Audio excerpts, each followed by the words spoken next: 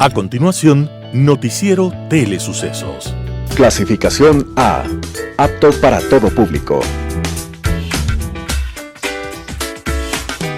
Un noticiero pensado para usted porque se lo merece. Nos acercamos a la realidad desde diferentes perspectivas. Noticiero Telesucesos. Primera parte del Noticiero Telesucesos con las noticias más importantes del día.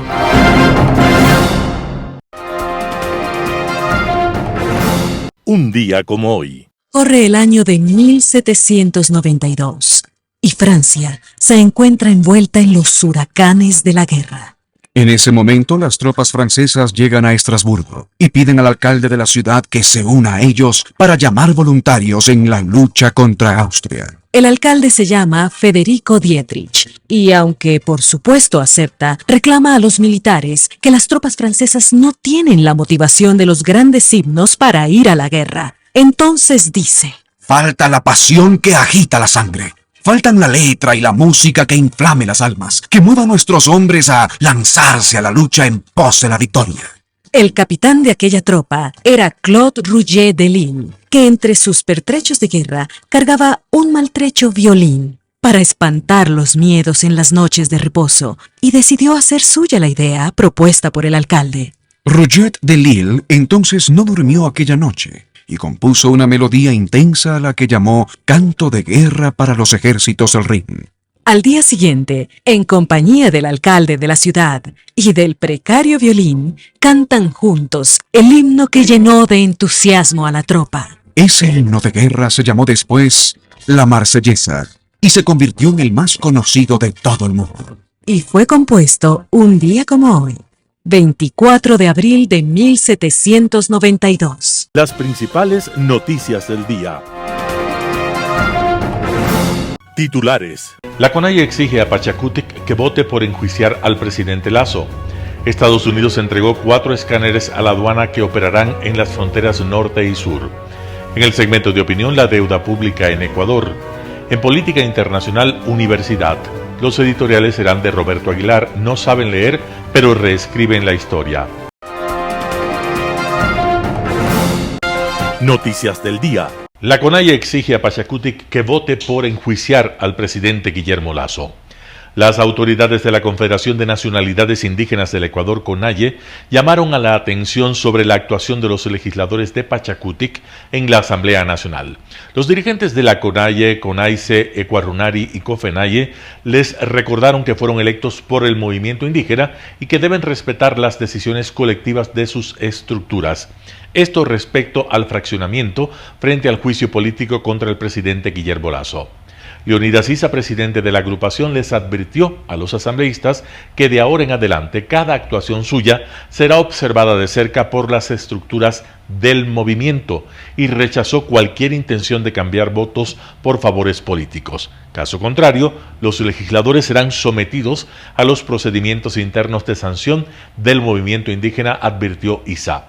Esto hace referencia al audio filtrado en el que la subcoordinadora nacional de Pachakutik, Cecilia Velázquez, habría dicho en una reunión que cambiaría votos por ministerios dentro del enjuiciamiento al mandatario. Por eso pidieron su expulsión.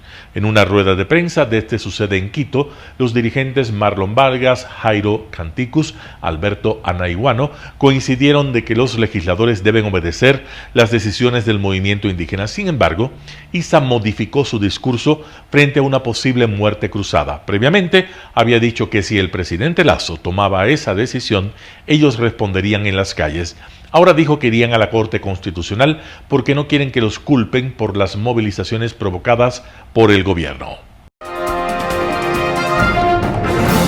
Estados Unidos entregó 4 escáneres a la aduana que operarán en las fronteras norte y sur. El gobierno de Estados Unidos entregó la mañana de este 24 de abril de 2023 4 escáneres portátiles al Servicio Nacional de Aduanas del Ecuador, SENAIE, para el control de las fronteras. En un evento en el que se realizaron pruebas de los equipos, la titular de la SENAIE, Carola Ríos, dijo que los 4 escáneres son parte de un conjunto de equipos que se están sumando al control aduanero para hacer frente al crimen organizado. Funcionarán en la frontera norte y sur del país. Los equipos permiten la detección de armas de fuego, dinero, drogas, tarjetas de crédito, entre otros objetos de manera no intrusiva, es decir, solo con pasar el aparato sobre los objetos a ser inspeccionados. Se espera que en los próximos días arriben 2 escáneres más donados por el gobierno de Gran Bretaña, dijo Ríos. También se espera la llegada de 2 más adquiridos por el gobierno ecuatoriano y se espera que al finalizar el año llegue un total de 15 escáneres. Cada equipo tiene un valor de $60,000. Liv Kilpatrick, directora de la Oficina de Asuntos Antinarcóticos y Aplicación de la Ley de la Embajada de los Estados Unidos, aseguró que el crimen organizado solo puede ser vencido con cooperación y trabajo conjunto entre las naciones. Además, agradeció al gobierno de Gran Bretaña y a la Unión Europea por el trabajo realizado en Ecuador. Sobre los escáneres en los puertos, Ríos aseguró que los equipos ya han arribado y lo seguirán haciendo en mayo. Con ello, se prevé que estén instalados hasta junio del 2023 como se había previsto. En total son 16 equipos que deben estar operativos en los diferentes puertos del país. Entrevista del día. En Radio Sucesos contamos con la presencia de Mauricio Marín, secretario de Territorio, Hábitat y Vivienda del Distrito Metropolitano de Quito. Con él conversamos sobre el geoportal para identificar predios en potencial peligro por el volcán Cotopaxi. Escuchemos esta entrevista. Creo que fue bien expresado antes. Esto es una herramienta que el municipio pone a favor de la comunidad. Yo creo que es importantísimo tener información transparentada. Yo creo que no hay que ocultar nada, es algo que puede pasar en cualquier momento y deberíamos todos saber al menos si el lugar donde vivo va a ser o no afectado. Es un poco difícil a veces valorar una afectación porque mucho depende de qué grado, de qué nivel tenga esa ocurrencia. Sin embargo, debido a los datos históricos de las erupciones que ha tenido el volcán y por lo que algunos geólogos han hecho también estudios, de hecho esta información viene del geofísico de la Escuela Politécnica que fue trabajada hace muchos años, creo que se puede al menos tener un acercamiento a dónde va a estar la zona mayor afectada. Sin lugar a dudas va a ser en las inmediaciones del río San Pedro. Esta es la zona de mayor afectación. Justamente compartimos afectación además con la zona urbana del cantón Rumiñahui. Esta herramienta lo que va a permitir a toda la ciudadanía es que entrando a ese link a www.volcancotopaxi.es poder marcar el número de predio o a través de la cédula de ciudadanía se abre un mapa, el mapa va a acercar al predio y va a salir toda la información si el predio puede o no tener una afectación. Adicionalmente, porque no solamente busca la afectación, sino que la aplicación tiene una opción, una regla con la cual se puede medir la distancia del predio a una zona segura. Esto también es importante porque las personas pueden además empezar a hacer su plan de posible evacuación y saber si están a 100 metros, a 200 metros o a 1 kilómetro de una zona segura para evitar también la congestión. Cuando estos eventos ocurren y las personas no saben cómo actuar, todos quieren ir al mismo punto, pero claro, creo que es necesario irse preparando. Bueno, qué importante esta herramienta. En este momento estoy ingresando a www.volcancotopaxi.es y aquí hay algunos, por ejemplo, ítems, dice peligros volcánicos, plan familiar para zonas en peligro por la ARES, plan familiar para caída de ceniza, otro que dice mapas de evacuación y otro que dice sirenas, además de algunos videos muy didácticos en los que, bueno, nos explican a la ciudadanía con la asesoría, dice, científica de Hugo Yepes, cómo está todo este proceso del volcán Cotopaxi. Cuéntanos un poco cómo ha sido desarrollado este portal, Mauricio, y cuánto tiempo les ha tomado y cuáles son lo más importante que puede destacar de él para que nuestros amigos oyentes puedan ingresar también y conocerlo. Yo creo que ha tomado 2 meses aproximadamente. Se puede ir mejorando siempre, por supuesto, si es que el volcán nos da la oportunidad, pero aquí es un aplicativo muy completo. No solamente se puede buscar los predios, sino que vamos a ir cargando cada vez que salga un nuevo video Acá también están cargadas las formas, cómo van a sonar las alarmas y qué significa cada una. Y además, la herramienta te pone en este momento que estamos en alerta amarilla. En algún momento, en una red social se dijo, haga esto si pasamos a alerta naranja. Las personas no sabían realmente si ya estábamos pasando alerta naranja y eso crea un poco de temor. Yo creo que usan esta información que es válida y está totalmente actualizada. Y adicionalmente esta información tiene algo importante. La ciudad nunca se detiene. Cada vez que una persona va a vender una casa, una propiedad, pasa a manos de otra persona, subdivide su terreno y resulta que yo voy a comprar, entonces puedo antes de comprar asegurarme si estoy comprando en una zona segura o si estoy comprando en una zona donde voy a tener que asumir una corresponsabilidad de vivir ahí. El municipio me está diciendo, ojo, es una zona que puede tener algún problema, pero se puede evitar, usted tome las decisiones y además al momento de construir también utilice toda la normativa que la ciudad y el país tiene para que su vivienda pueda ser segura. En el programa Mesa de Análisis El Estado de la Nación estuvo Stalin Raza e Ismael Quintana. Ambos abogados constitucionalistas conversaron sobre los escenarios del juicio político y los testigos expertos. Escuchemos esta importante información. ¿Cuál fue la conclusión que usted saca de su intervención y de su presencia en la Asamblea Nacional? El tema que me plantearon fue hablar sobre las diferencias del alcance de las pruebas que tienen que presentarse entre un proceso político y un proceso de carácter ordinario, de la justicia ordinaria. Y eso fue lo que yo hice. Di un aporte, hablé un poco sobre lo que conozco, sobre los diferentes estándares, los diferentes niveles, umbrales requeridos en unos procesos que son los procesos jurisdiccionales de la justicia ordinaria, y ahí diferenciaba yo los procesos penales y los procesos de otra naturaleza, de índole no penal, y los procesos políticos, los procesos que tienen esta característica tan especial y particular de compaginar los aspectos jurídicos y también los aspectos políticos, y hablaba sobre cuáles son los estándares que se han desarrollado legalmente en el caso de los procesos penales y en el caso de los procesos no penales, y jurisprudencialmente por la Corte Constitucional en el caso de los procesos políticos. Y un poco la idea era darles algunos criterios a los asambleístas sobre cuál, según mi opinión, debería ser el alcance de corroboración, el grado de corroboración que debe satisfacer una prueba en el juicio político para satisfacer este estándar, que en el caso de estos juicios es un estándar de libre apreciación, es un estándar de oportunidad y es un estándar de confianza política, ¿no? En cuanto a la prueba, el proceso político del presidente de la República además tiene un tema que hay una característica adicional, que es que se tiene que satisfacer una acusación constitucional, una de las taxativas causales que están previstas en el artículo 129 de la Constitución y que siempre remiten a conceptos penales, a delitos, ¿sí? Al presidente de la República solamente se le puede destituir mediante juicio político por el cometimiento de delitos penales.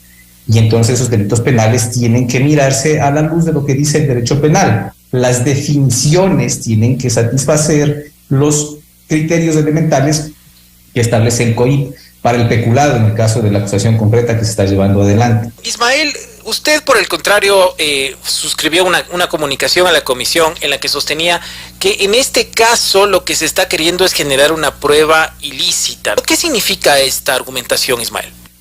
Bueno, yo también me enteré primero por redes sociales del tema, porque desde ahí empezó la actitud impropia del presidente y de la vicepresidenta de la comisión, de comunicarnos a nosotros que teníamos que comparecer. En esto coincido con Stalin, si bien es cierto, el pedido fue elaborado por un legislador perteneciente a la bancada correísta, la práctica de prueba oficiosa, por eso yo me refiero propiamente a que esto era una especie de testimonio de un experto. De hecho, en la notificación que recibí yo a la medianoche de ese día, horas después de que los legisladores que encabezan esta comisión habrían subido a sus cuentas de Twitter este tema, expresamente se determinaba que se requería nuestra participación en calidad de testigos expertos. Esto era una pretensión de práctica probatoria, porque caso contrario no entendería cuál es el requerimiento que pretendía hacer la comisión. Es decir, hubo un pedido de un asambleísta miembro de la comisión y eso fue calificado por la mayoría de los integrantes, o en realidad entiendo que fue por unanimidad. Así que es práctica de prueba. Cuando recibimos esto oficialmente al correo electrónico, claro, al otro día nos juntamos a conversar con mi colega, con mi maestro. Y claro, dijimos, bueno, ¿de qué se trata esto? Es decir, ¿en calidad de qué y a razón de qué nosotros tenemos que comparecer a orientar a esta gente? Y pusimos un comunicado, una contestación al presidente de la comisión indicándole que a juicio nuestro esta pretensión produciría la práctica de una prueba ilícita, ilegal. Si es que se tratase de un testimonio, al no haber norma expresa de cómo se practica la prueba y de cuáles son los medios probatorios válidos o adecuados en un juicio político, porque si usted revisa el artículo 90 de la ley, habla de modo general que hay un periodo de práctica de prueba de cargo, de descargo y práctica de prueba oficiosa por parte de la comisión, pero la ley de la función legislativa nunca nos dice cuáles son esos medios probatorios ni cómo se debe obrar en la práctica de prueba. Por eso es que usted ve a lo largo de estos días las equivocaciones y las torpezas que se cometen de lado y lado, ¿no? Es decir, de acusadores políticos, de la defensa del acusado político y de parte de la propia comisión, que francamente ha demostrado no tener idea de cómo arbitrar y sustanciar este juicio político. Un panorama de noticias para su estatura intelectual.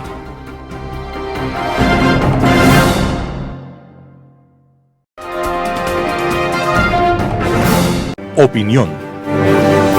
Estimados amigos y amigas, gracias por estar con nosotros en este programa de Telesucesos.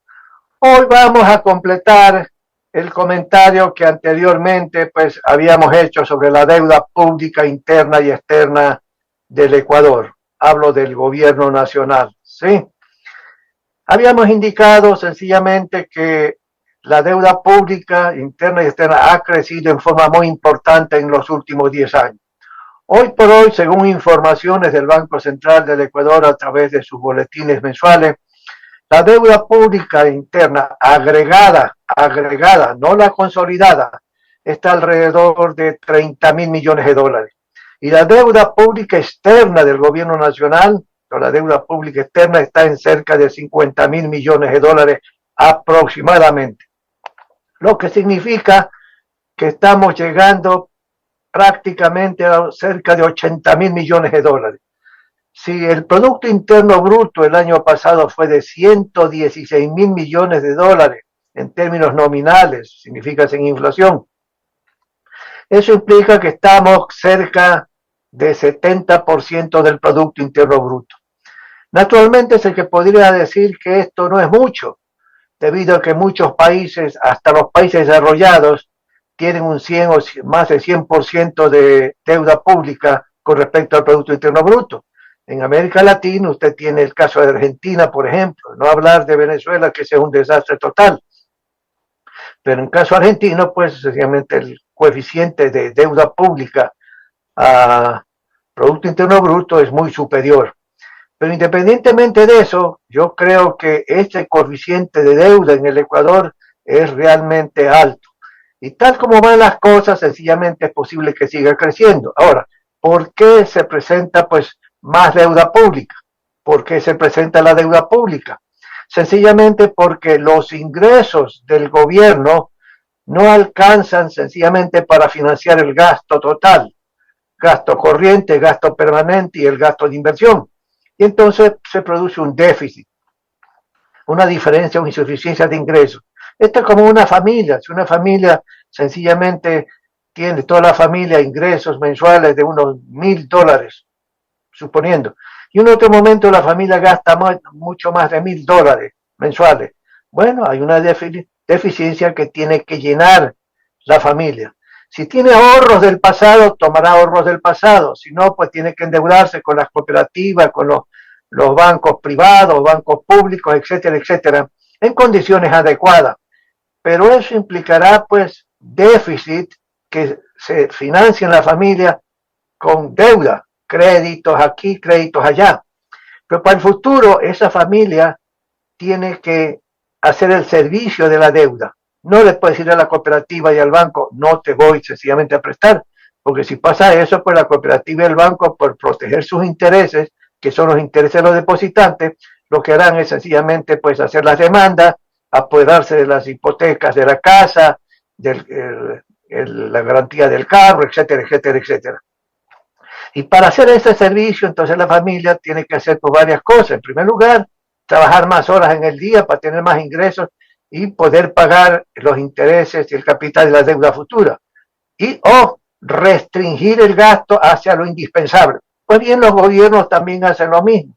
En el caso ecuatoriano, más ingresos. ¿De dónde vienen los ingresos? Sencillamente, pues los tributos y las contribuciones, especialmente tributos, no importa si es el IVA, si es el impuesto a la renta a las personas naturales, a las empresas, impuesto a las importaciones, las recaudaciones que vienen del impuesto a la ley de divisas y otros más.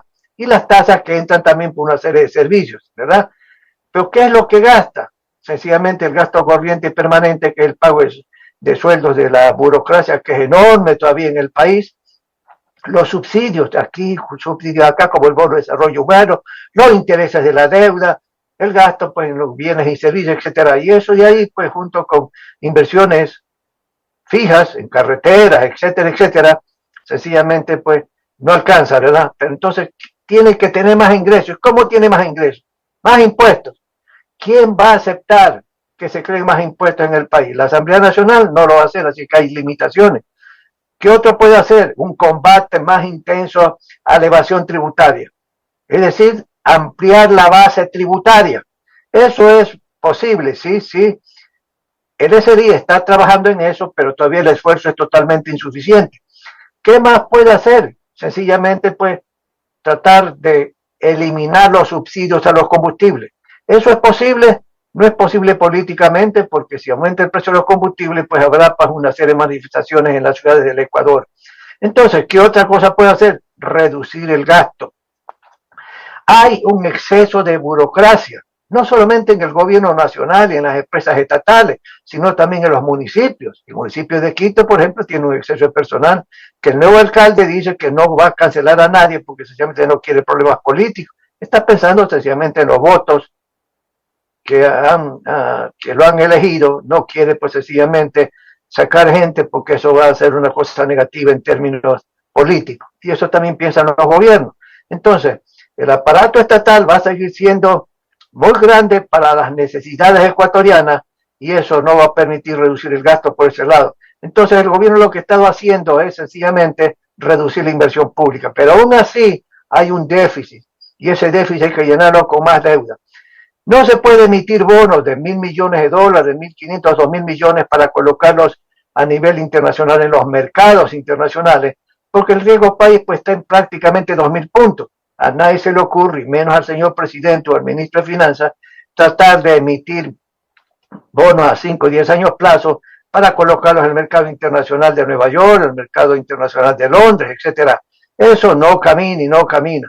Internamente puede hacer sencillamente que el Seguro Social ecuatoriano compre más bonos, pero en la medida que hace eso, sencillamente el seguro tendrá de prestar menos a los afiliados para una serie de necesidades que tienen los afiliados al Seguro Social, como vivienda, créditos para vivienda, el crédito de otro tipo, créditos de consumo, etcétera. Y eso pues tiene una serie de inconvenientes, pero eso puede llenar un poco de más deuda para llenar el déficit. Entonces, amigos, lo que hay que poner es orden, realmente orden en las finanzas públicas. No solamente significa esto reducir el déficit fiscal. Si usted reduce el déficit fiscal, y eso es lo que ha hecho el gobierno en los 2 años que tiene vigencia en el poder el presidente Lasso, uno dice, bueno, me está bien, pero se ha sacrificado la inversión pública. Entonces, lo que hay que hacer es sencillamente seguir ordenando las finanzas públicas. ¿A los fines de qué? De que no haya déficit fiscal, de que haya equilibrio fiscal, que los ingresos alcancen para financiar los gastos, ¿sí? Eso impedirá que siga subiendo la deuda pública interna o externa. O si se llega al superávit, en términos de que los ingresos son superiores a los gastos, ese superávit permitirá sencillamente pagar deuda e ir reduciendo la deuda. Y no se puede reducir la deuda sino en un plazo de 10 o 12 años. Esa es la realidad. Vamos a tener que vivir, estimados amigos, con un gobierno sobreendeudado. ¿Y hay que seguir poniendo orden en las finanzas públicas? Sí, definitivamente sí. Pero aquí también lo que hay que tratar es de hacer un esfuerzo adicional para que la Asamblea Nacional pueda sencillamente comprender la situación de las finanzas públicas y la necesidad de ampliar asignación de recursos a los sectores sociales, como es educación, como es salud, etcétera. Pero amigos, esto no se hace pues sencillamente sin dinero, se necesita recursos financieros. Y un momento dado, como hemos dicho, no hay suficientes recursos financieros por parte del gobierno nacional, a menos que a alguien se le ocurra decir, bueno, cobre los 70.000 millones de dólares que se han robado gobiernos anteriores. Sí, está bien decirlo, aplausos por esa afirmación, pero esa es una tarea de largo plazo y hay que contratar gente especializada para que sigan la ruta del dinero y puedan el día de mañana recuperar una parte o la totalidad de ello. Pero eso es un tema de largo plazo y la plata se necesita hoy, no mañana. De tal manera, queridos amigos, que sencillamente hay una serie de limitaciones, Y el gobierno, y esto es correcto, hay que acudir por más endeudamiento para financiar el déficit fiscal, sencillamente organismos multilaterales de financiamiento, o para reconstruir carreteras, reconstruir puentes que han sido destruidas por este clima, por estas condiciones climáticas que muy pocas veces se han visto en el Ecuador. Entonces, pues la CAF, el Banco Interamericano, el Banco Mundial estarán dispuestos a apoyar al Ecuador. ¿Para qué? Para tener recursos para reconstruir la infraestructura dañada por las condiciones climáticas. Y yo creo que eso sí va a ser posible. Y el gobierno, que ya ha hecho contacto a organismos multilaterales, dentro de poco tiempo tenemos la noticia, el ministro de Finanzas se ha solicitado un crédito aquí, un crédito allá, a nivel internacional, no de los mercados privados, sino sencillamente de los organismos multilaterales de financiamiento. Cualquier persona y cualquier político que quiere ir al gobierno el día de mañana, en 2 años, porque sencillamente, pues yo aspiro sencillamente que la destitución del presidente Lasso no se dé, pero cualquier gobierno que quiera ir al poder en 2 años, sencillamente tiene que tener presente las limitaciones que hay en las finanzas públicas para expandir el gasto público en forma sostenible. Amigos y amigos, esto creo que era conveniente que ustedes pudieran conocer adicionalmente como comentario mío, como segunda parte de la primera parte que vimos ya hace la semana anterior en términos de lo que es la deuda pública. Varios países tienen una deuda pública superior a Ecuador, no solamente Argentina, vea usted Turquía, por ejemplo, ¿sí? Y otros países del mundo desarrollado, Estados Unidos, por ejemplo, Alemania, la economía más sólida de Europa, Alemania, tiene un alto coeficiente de deuda pública con respecto al Producto Interno Bruto. Pero esta es consecuencia de lo que pasó el año 19 y 20 con respecto al virus, al coronavirus, que los gobiernos tuvieron que aumentar el gasto sencillamente para salvar vidas, sin considerar aumento de impuestos ni nada, sino a través de deuda. Y el mundo también está sobreendeudado. Y los países desarrollados y todos los países tendrán que hacer programas para reducir esos coeficientes. ¿Sí? En todo caso, mis queridos amigos, quería hacer estos comentarios adicionales y espero que sean de utilidad para cada uno de ustedes. Nos veremos la próxima semana, estimados amigos y amigas. Gracias por estar con nosotros. Global Hoy con Alan Carney. Universidad. No suelo en estas reflexiones diarias hacer mención a temas locales, tratándose como se tratan de comentarios internacionales. Hoy haré una excepción ante el triste y absurdo fallecimiento del doctor Santiago Gangotena, ex rector y fundador con el doctor Carlos Montúfar de la Universidad San Francisco de Quito. Lo haré desde la perspectiva del más importante y esencial carácter de todo el concepto de universidad, su universalidad. Sus orígenes mismos, que se remontan en el tiempo al año 859 en Marruecos, donde se funda la primera universidad del mundo en Fez, por Fátima al-Fihri, una musulmana del norte de África, se centran en la búsqueda del conocimiento a través del pensamiento y la investigación, libre de perjuicios y censuras ideológicas o religiosas. En el Islam del siglo VIII, aún no paralizado por la ortodoxia que lo ahogará más adelante, la curiosidad y el afán por el saber se apoderan de los musulmanes originales, asombrados ante el mundo de la cultura que encuentran en las antiquísimas ciudades sirias, fenicias y egipcias, donde se conservaba el saber antiguo de esos pueblos, junto al de Grecia, de Roma y de Judea.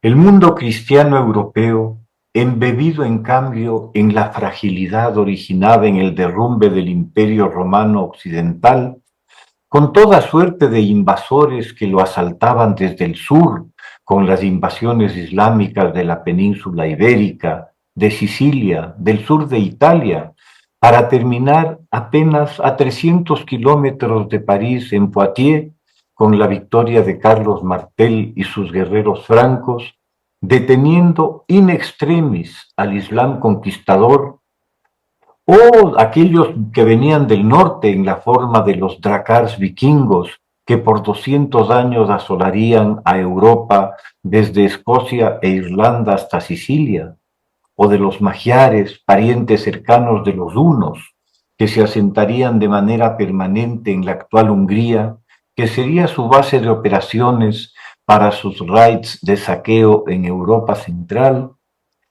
encuentra su refugio y consuelo en el mágico mundo de la fe y la espera del milagro salvador, del cual han sido expulsados la razón y la ciencia, los peligrosos y subversivos enemigos cuyas dudas y argumentos demuestran su carácter herético y demoníaco. Casi 3 siglos separan al surgimiento de las primeras universidades europeas en Bolonia, Oxford, Salamanca o París, del decisivo paso dado por el mundo islámico, que además de la ya mencionada Universidad de Fez, había fundado la del Cairo, la de Bagdad y la de Damasco. La Escuela Médica Salernitana será la primera facultad de medicina del mundo, reuniendo a los más reconocidos médicos de la época, griegos, árabes y judíos, un modelo extraordinario de tolerancia y de sensatez en una edad desgarrada por todos los fanatismos. En Salerno encontramos la raíz de lo que debe ser la universidad, aquel espacio donde la inteligencia y el rigor de la lógica y el conocimiento, indiferentemente de nacionalismos, religiones o creencias, sean la luz y la guía de quienes tienen a su cargo la educación y de los que asisten para ser ahí educados. Será esa tradición universitaria la que logre, a duras penas y con sacrificios terribles, que la antorcha del conocimiento y la curiosidad por el saber siga encendida, iluminando hasta el corazón de las tinieblas. Será esa noción de libertad de pensamiento, de opinión, al final del día de cátedra, la que logre demostrar que el universo es comprensible, que no es un capricho o el mal sueño de alguna deidad inescrutable.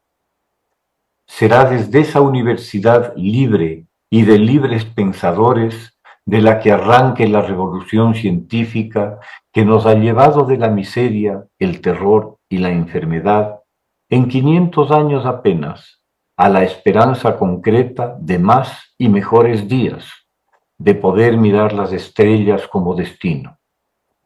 Por esa visión de universidad se jugaron desde un principio Santiago Gangotena y Carlos Montúfar, empeñados en el rescate de una educación superior que había sucumbido ante el asalto del sectarismo y la intolerancia, que la habían transformado en un campo de batalla de discordias intrascendentes entre los variopintos fanáticos de unas ideologías trasnochadas y fracasadas.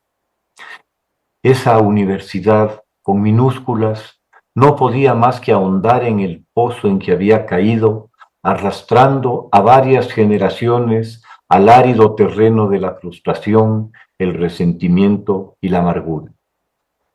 El enorme mérito del proyecto Universidad San Francisco de Quito es el volver la mirada a esa universidad nacida en el Renacimiento y que vuelve los ojos al ser humano como centro, razón y fin de todos sus esfuerzos, a lo que llamamos humanismo sin muchas veces comprenderlo. Paradójico resulta que dos físicos, quinta esencia de la razón científica, hayan sido capaces de dar el paso hacia las humanidades, rescatando las artes liberales, volviéndolas eje y núcleo del proyecto educativo que se plantearan. Esas artes están dirigidas a desarrollar la capacidad crítica, severa carencia de un sistema escolar y colegial memorístico y adoctrinador que se volvió perfecto caldo de cultivo para que esas lamentables universidades doctrinarias pudieran, sobre una arcilla dócil y amansada, profundizar en la deformación de las masas amorfas y acríticas necesarias para imponer sus dogmas. Naturalmente, el éxito alcanzado por la Universidad San Francisco de Quito y su reconocimiento internacional por toda la red de contactos con otras universidades del mundo que ofrecían a sus estudiantes unas opciones inéditas y una visión de amplitud y extensión universales, fue un shock terrible para quienes se habían apropiado para su provecho de la mal llamada academia, a la que volvieron cenáculo y coto cerrado.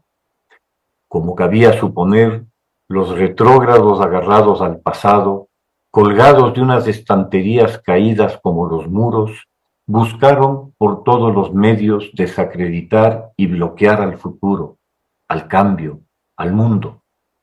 El pánico porque los jóvenes pudieran escapar de la parroquia, del pozo tan cuidadosamente excavado y mirar el mundo y descubrirlo, provocó entre esos sepulcros blanqueados toda la inquina y la rabia del que sabe que ese es su final, que han sido pesados y encontrados faltos.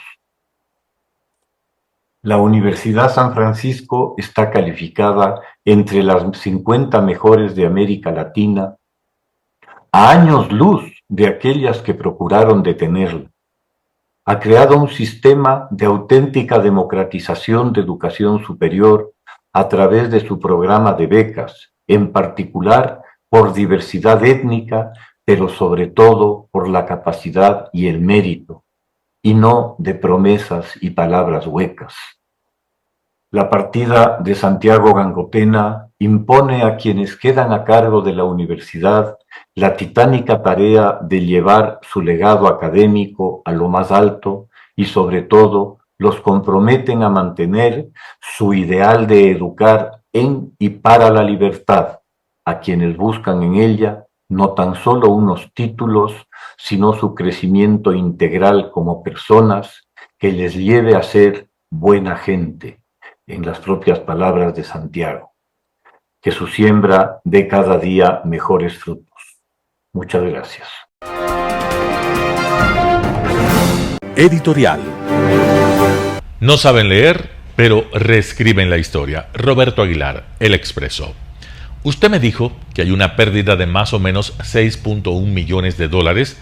Trata de razonar la asambleísta Mireya Pazmiño, una de las voces cantantes de la acusación contra el presidente Guillermo Lasso. Y continúa. Y que se han entablado responsabilidades administrativas y civiles. Ella y sus colegas llevan 2 días dando vueltas alrededor del cargo de peculado sin decidirse a aterrizar en él. Pero ahora tienen por delante nada menos que el director de Auditoría de Transportes de la Contraloría, el despacho donde se elaboró el famoso informe que constituye la piedra angular del caso, así que no les queda más remedio que entrar finalmente en materia. Y vaya que les cuesta, especialmente a Pazmiño. Ya de partida tiene suficientes dificultades con el lenguaje articulado de primero de básica, como para lidiar además con la jerga especializada de la administración pública.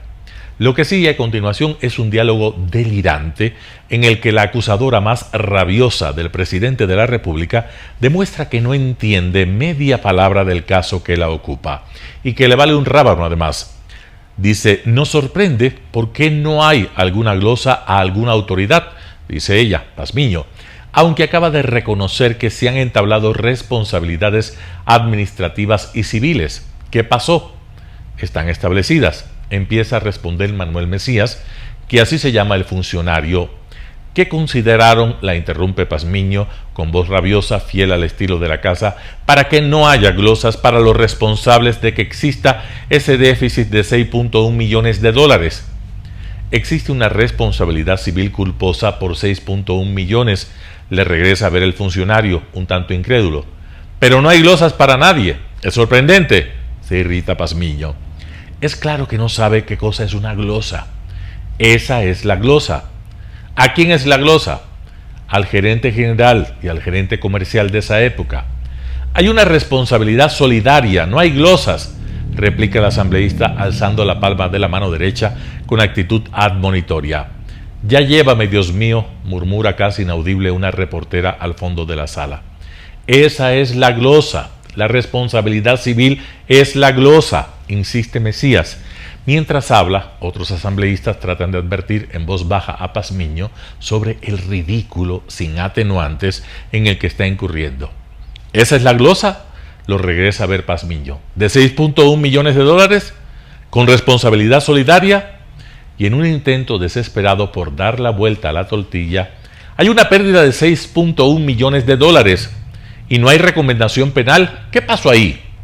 En apenas 1 minuto y medio, este diálogo recoge el espíritu y la esencia del juicio político contra el presidente de la República, cuya etapa inicial se desarrolla en estos días en la Comisión de Fiscalización de la Asamblea.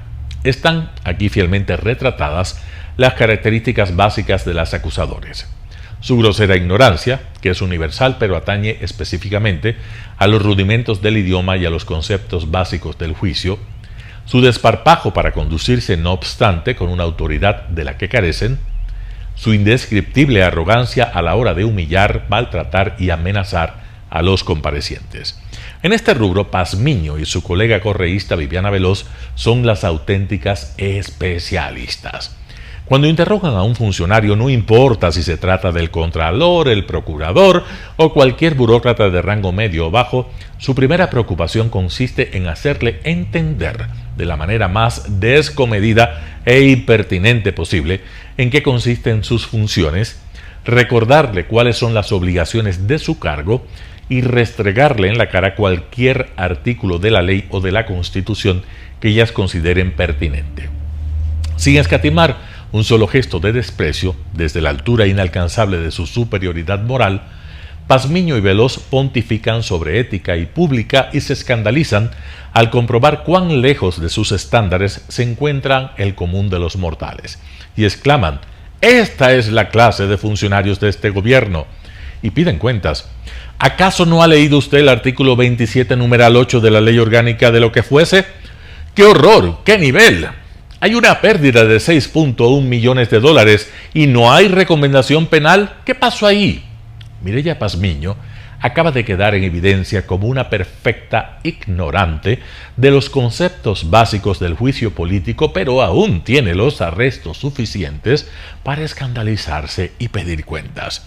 Durante todo el interrogatorio se dirige al director de Auditoría de Transportes de la Contraloría, un funcionario de carrera con 20 años de servicio, como si lo acabara de sorprender metiéndole la mano en la cartera y ahora lo tuviera de rodillas y humillado.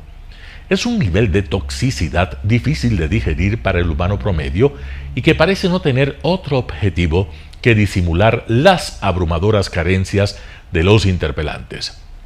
«Yo no debo estar equivocado», dice el correísta Combs Córdoba, miembro de la Comisión de Fiscalización de cuyos votos depende la suerte del presidente de la República. ¿Equivocado? ¿Yo? ¿Cómo? Es más bien el actuar de usted ante una acción que tenía que cumplir violentando la Constitución. pasa al ataque y acusa al ex procurador confusamente con su medio castellano hablado a martillazos. Íñigo Salvador ha traído a colación la cláusula de arbitraje internacional del contrato de Flopec con Amazonas Tanker y eso a Córdoba le indigna. ¿Por qué?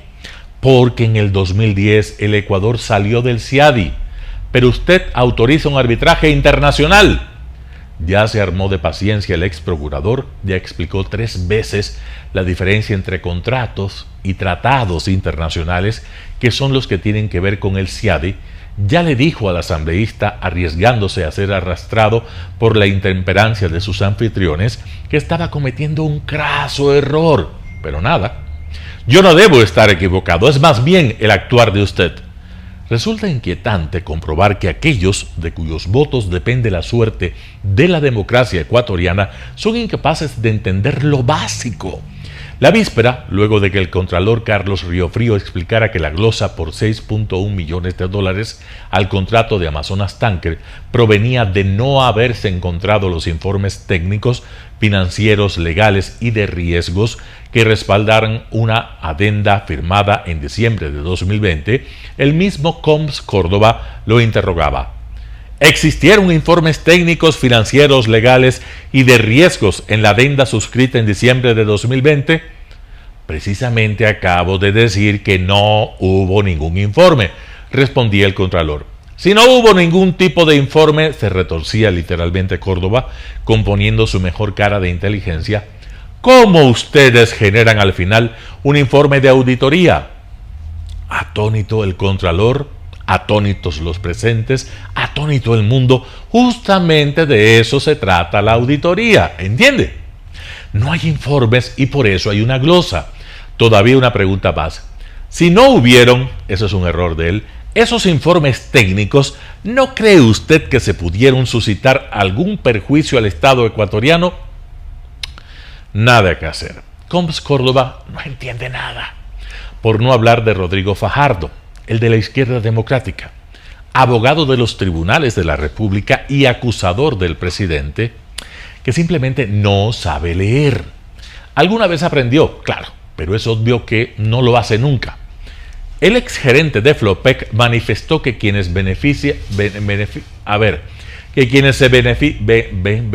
beneficiaban del contrato de Amazonas Tanker eran intermediarios o coinciden, o usted coincide con esta afirmación. Solo le falta seguir los renglones con el dedo. Por lo demás, inclinado sobre el papel, con cara de máxima concentración, es un párvulo perfecto. ¿Y qué decir de la firme convicción de Viviana Veloz? De que en un juicio político no es necesario probar nada. Su colega Roberto Cuero la secundaba en esta idea, según la cual la naturaleza subjetiva del proceso los exime de demostrar el cargo que le imputan al presidente.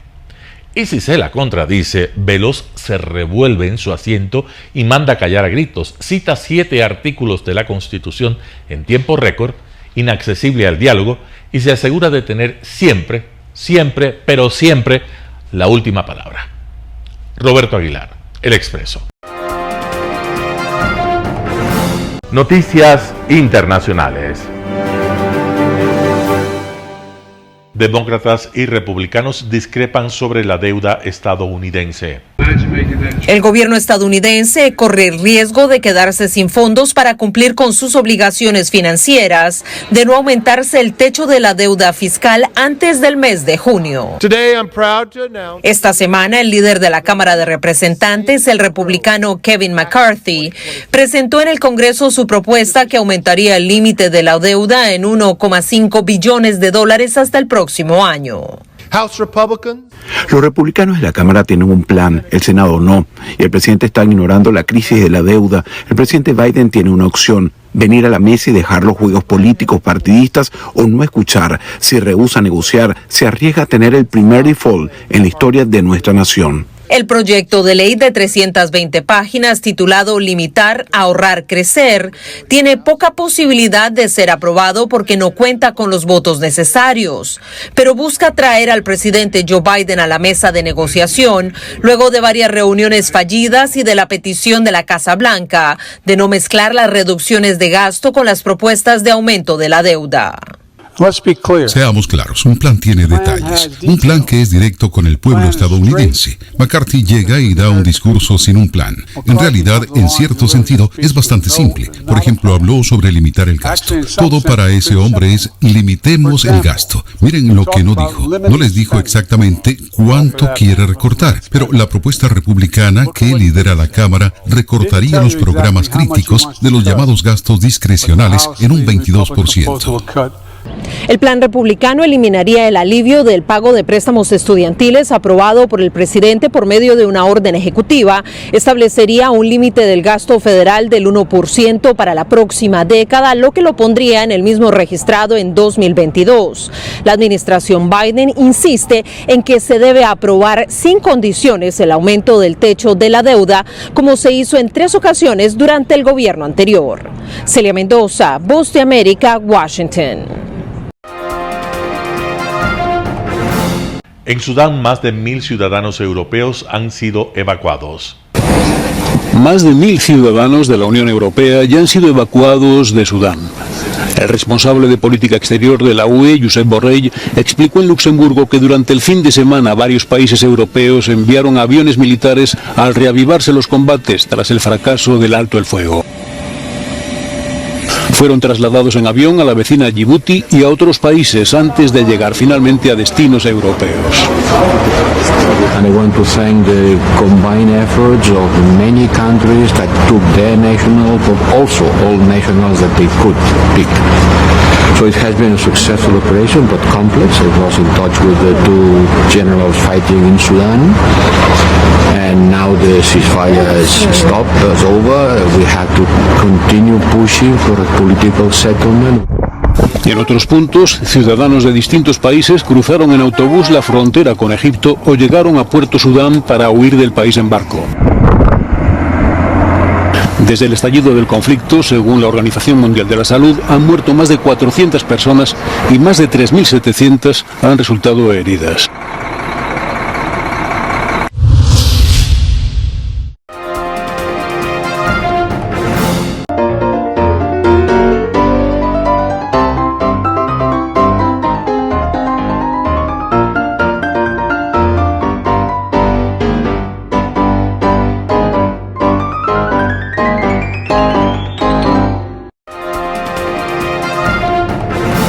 El término arena dejó tiempo atrás de ser sinónimo de muerte.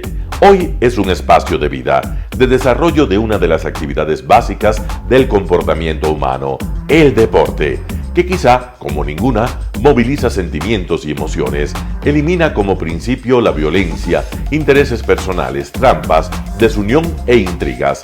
El deporte, con sus valores, solo deberá entregar mensajes de bien para mejorar las actuales estructuras sociales y políticas en deterioro en las que vive nuestro país.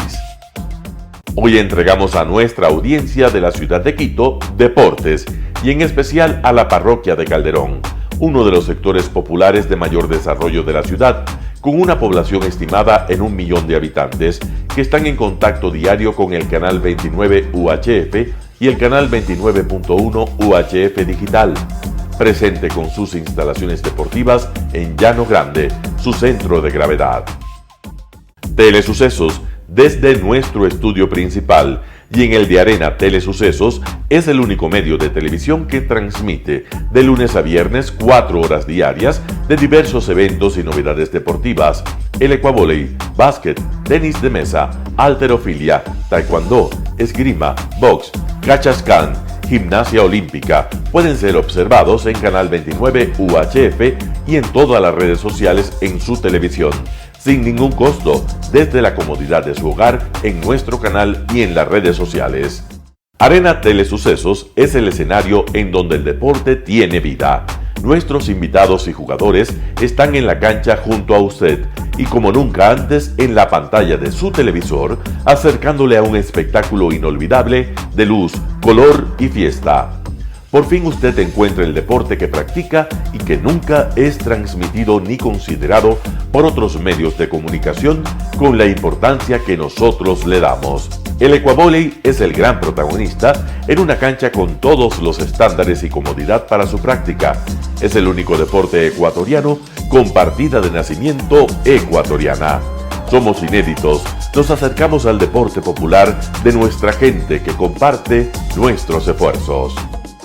En Arena Telesucesos, aparte del atractivo de los eventos deportivos que transmitimos con nuestra señal a los televisores de su hogar, también entregamos muchos de los valores que encierra el deporte y en especial privilegiamos nuestra identidad nacional en el Ecuavóley, jerarquizando su presencia como el deporte con partida de nacimiento en nuestro país. Telesucesos, el canal de televisión siempre inédito. El noticiero Telesucesos es retransmitido de lunes a viernes a las 7 horas por Radio Planeta Sur 106.1 FM de la ciudad de Loja. Noticiero Telesucesos.